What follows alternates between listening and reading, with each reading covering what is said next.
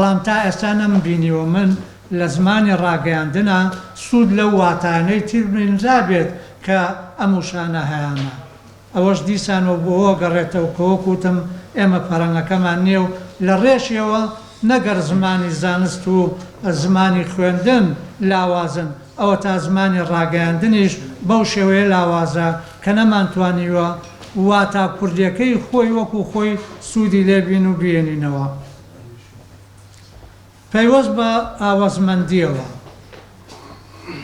لە ڕاستیە حەزەکەم ئەمە وا وەرگرن کە ڕاستیەکە، ئەمە دروستکراوی من نییە. کەسانێک دەیان ساڵ لە زمانی کوردی بکۆڵنەوە بە وردەکاری ئەگەن کە کەسانی تر ڕەنگە بە سەلیقە هەندێک هەست بە هەندێک لایەنی بکەن. ئەو ژیربێژیەی ئەو ئاوازمەندی مێنتالیتی کە لە زمانی کوردیە هەیە هێندە زەنگینە هێندە زەنگینە، من بۆ خۆم بەڕاستی شانازی پێوەکەم.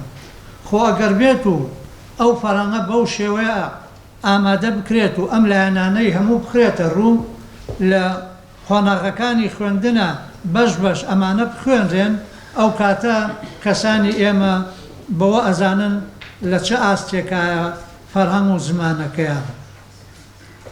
یەکێ لەو وەکو نمونەیە کە ئێستا بەیادم بیرمەکەوێتەوە زمان پژاندن لە زمانی کوردیە یا زمان گرتن و زمان بەربوون. ئەمە بنەمای زانستی هەیە باو باپیرانی ئێمە کە ئەم وشەیان داناوە لەو بیرکردنەوەی دایان ناوە. چۆمسکی لە دوای هەفتاکانەوە ئەو زاناگەورەی ئەم سەدەیە پێی بەوە بردووە و ئەو زاراوەی بەکارهێناوە کە زمان ئەپژێت، بەواتە زمانەکە چۆن خوێن لە جەستایە مرۆڤ لوتی ئەپژێ و خوێن لە جەستەی دێتە دەرەوە. زمانەکە خۆی لە جەستایە، زمانەکە دروستکراو نییە، زمانەکە بەشێکی یا پێکاتەیەکی سروشتی مرۆڤە.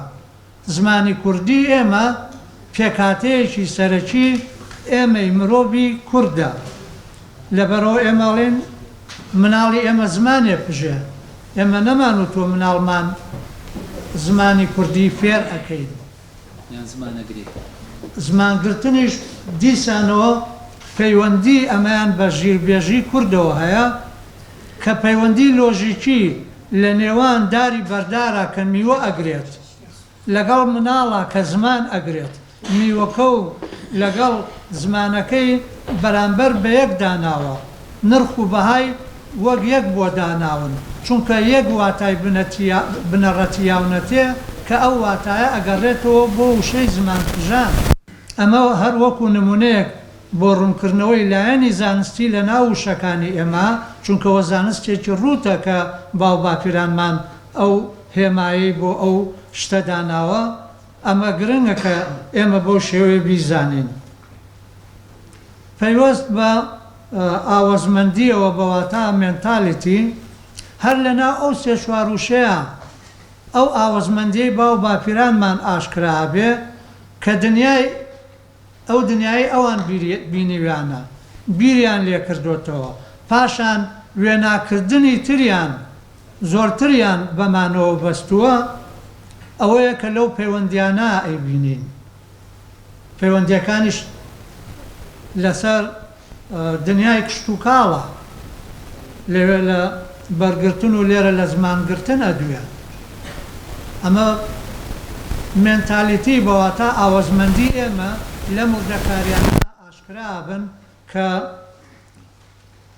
بۆ ئایندەیەکی دوورتر ئێمە ئەم فەرهەنگەمان هەبێت، کەسانێکی وەکو ئێمە و لە ئێمە زیرەکتر و بەتواناتر و دڵسۆزتر کە دێن دەگەڕێنەوە بە مێژووی زمانەکە بۆ قۆناغەکانی پێشتر، بۆ ئەو کێشەی کە ئێمە کێشەی ناسنامەیە و هەمانە و خۆمان ئەکەین ڕۆژێ بە کۆمەڵێک و خۆمان ئەکەین بە کۆمەڵێکی تر. من لە ڕووی مێژوویەوە ئەیڵێم ئەوەش وردەوردەکەمە بێتەوە، چونکە زانیاریەکان لەسەر زمانەکە کەوێتە بەردەستمان کە وەکوتم بەشێکی پێکەنێری مرۆڤە.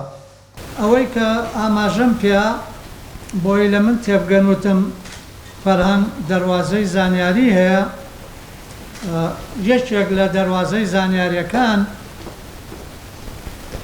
پۆلە ڕەگەزی کەتەگۆری هەر وشەیەکە کە لە فەرەنگەکە هەیە، هەر مۆرپێمێک کە پێشگر و پاشگرە یا لاگرە، هەموو زانیاریەکان لەسەر ئەمانە هەن. ئەمجا جۆری دەربڕینی هەر وشەیەک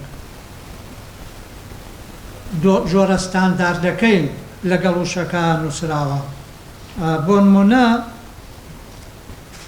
ئەو فۆرمانەی کە هەن بۆ هەر وشەیەک، ئەو شێوانە هەمووی سەر بە زمانە ستانداردەکە نین، بەڵام لە ناو فەرەنگەکە ئاماژەی پێدراوە. ئێمە کە ئەڵێن بێرۆ یا بێرەوە یان وەرەوە وەکو نمونەیەک بۆ کردارێکی ئاڵۆز، ئەمە چەند شێوەیەکن، بەڵام یەکێک لەمانە لە ناو مێشتی ئێمە وەکو بنەما وەکو پێوەەر بۆ هەموو دەربڕینەکانی تری ئەم وشەیە دیاری کراوە و خراوەتە ڕوو. ئەمجا هۆی سەرهەڵدانی ئەم جۆرا و جۆریە ئەگەر بۆ نمونە فۆنۆلۆژی دەنگسازیە یا پەیوەندی بە زار و شێوەزارەوە هەیە، هەموو ئەمانەش ڕوون کراونەتەوە. یەکێک لە لایەنەکانی تری واتایە لە ڕاستیە ئاڵۆزترین بەشی فەرهەنگ واتایە. هەر یەکێ لە وشانە واتای سەرەکی بەواتە وشەیەک وەک هێما کە هاتووەتە ئاراوە لە سەرەتا لەگەڵ دروستبوونیا بۆ چ شتێک هاتووەتە ئاراوە، واتاکەی چییە لە سەرەتا. ئەمجا لەگەڵ گەشەکردنی مێژووی زمانەکە لە بەکارهێنانە لە ڕۆژانە لە نووسینە